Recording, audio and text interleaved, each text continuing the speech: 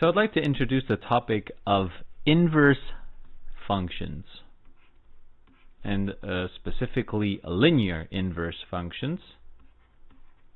Inverse functions, specifically linear. So what does this mean? So let's go with right off the bat. Let's go with a example. Let's say that we have a function that looks something like 2x plus 1. If I were to draw this function, so let me draw a coordinate system right here. X, y. I can quickly draw it. I see that the y-intercept, the point is right here at 1. And let me use a different color. So let me use the yellow color, right 1. And then it's a two slope steep function. So it's approximately something like this. This might be even more. So this is my y of x. Now, the inverse function is written down typically using a minus sign, or like a -1 power. And this is how we write the inverse function. And to put it very, very simply, what we do, and that was a very bad line, what we do is that we change the x. How do we find this function? We change the x into our y, and we change our y into the variable x, and then we solve for the equation. So, what happens now? Now, right now in red, as we can see here, this is just simply, well, it's y, don't be afraid. This y changes into my x, which I should have drawn in a blue color. So instead of y, we will write the parameter x equals 2. The number 2 stays. Now my y, my x, now becomes y. So we change x into y, and for it to be very clear, this could be confusing, this we change into x. So the equation we have is x equals 2y plus 1. Now, hopefully we know how to manipulate simple equations. Now, the first step is to, well, hey, I have a plus 1. I need to put it on the other side right here.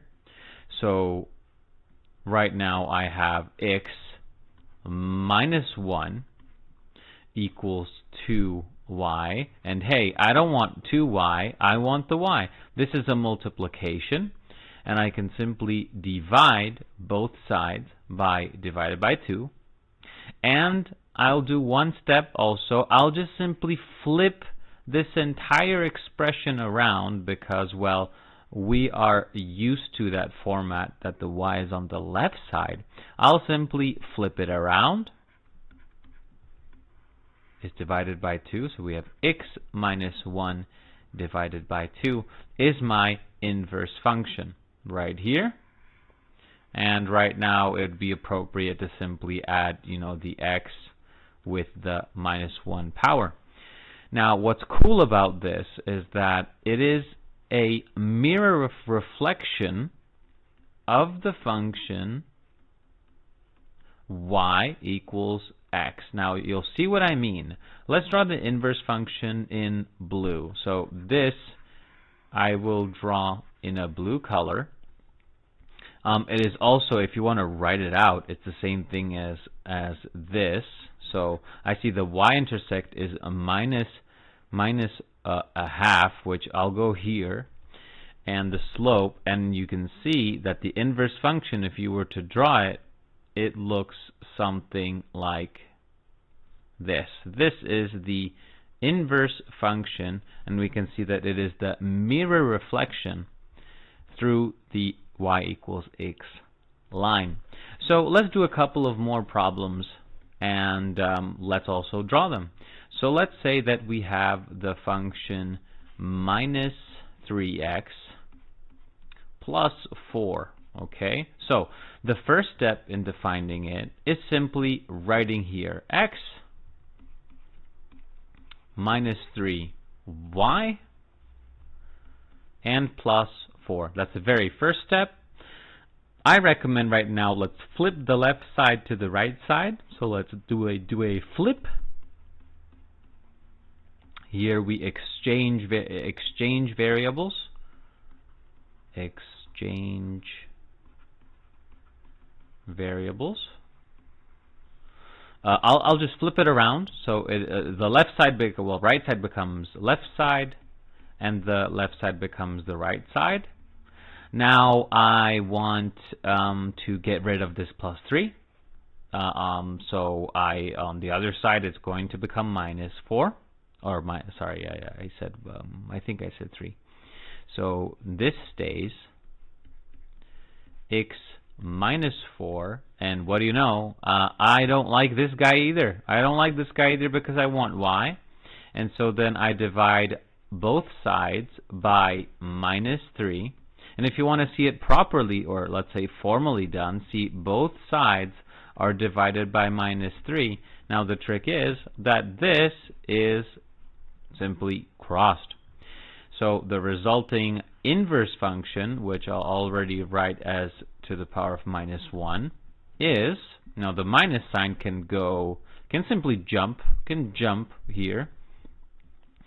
So we have minus x minus 4 divided by 3. Now of course we can expand this fraction, which is a minus x divided by 3.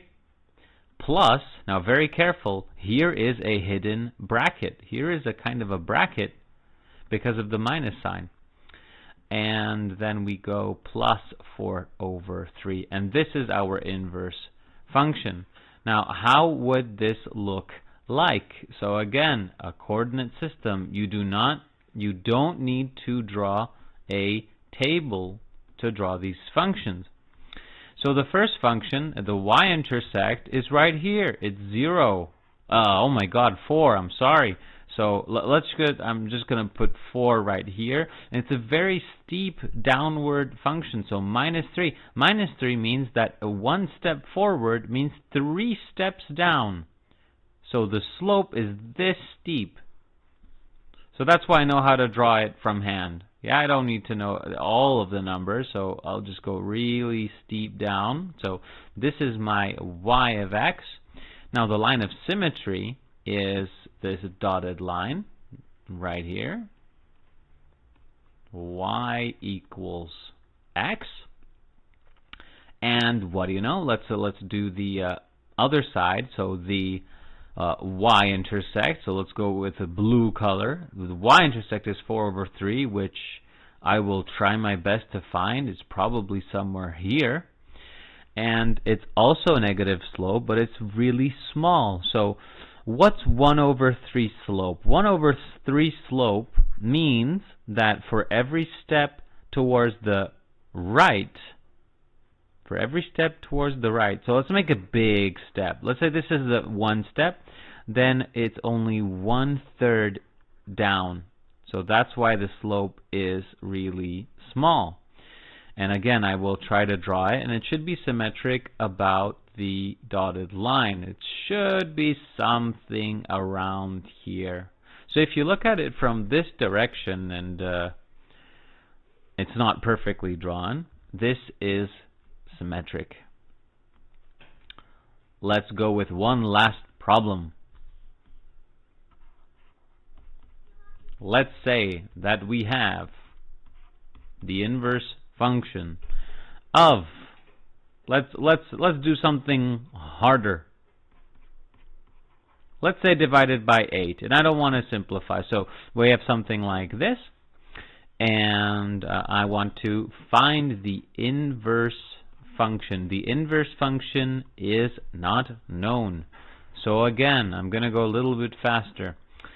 We have x equals 2y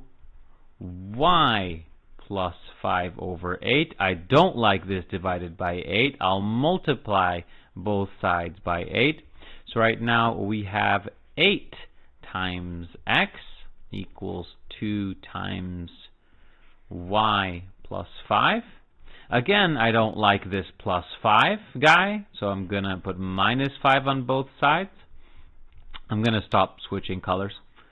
So right here, minus 5 equals 2y.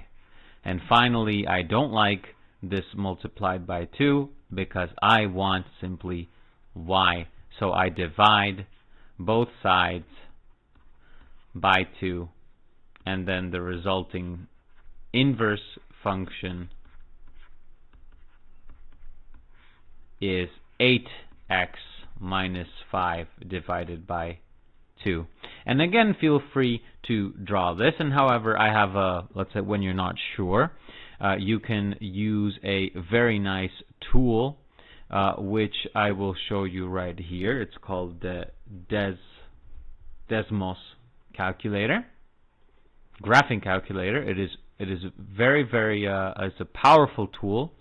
I just have to fit it in my video.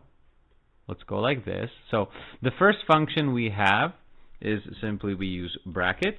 So 2x plus 5 divided by 8. And the other function, the inverse function that we found, is 8x minus 5 is 8x minus 5 divided by 2.